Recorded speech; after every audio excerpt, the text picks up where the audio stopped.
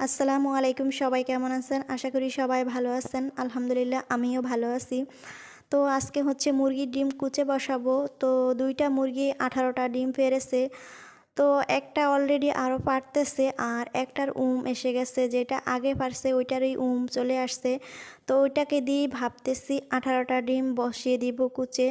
তারপর হচ্ছে গিয়ে যেটা পারতেছে ওইটাকে আরও জগিয়ে সাথে আরও ডিম দিয়ে, অন্য মুরগির ডিম দিয়ে তারপরে ওইটাকেও বসিয়ে দিব। ২টাকে বসানোর প্ল্যান করেছি মুরগি।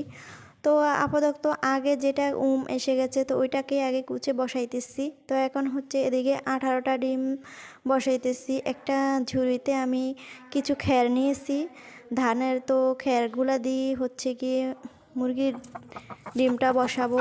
আর এই তো মুরগির ডিমটা বসিয়ে তারপর হচ্ছে মুরগিটাকে আমি ডিমের উপরে দিয়ে দিতেছি।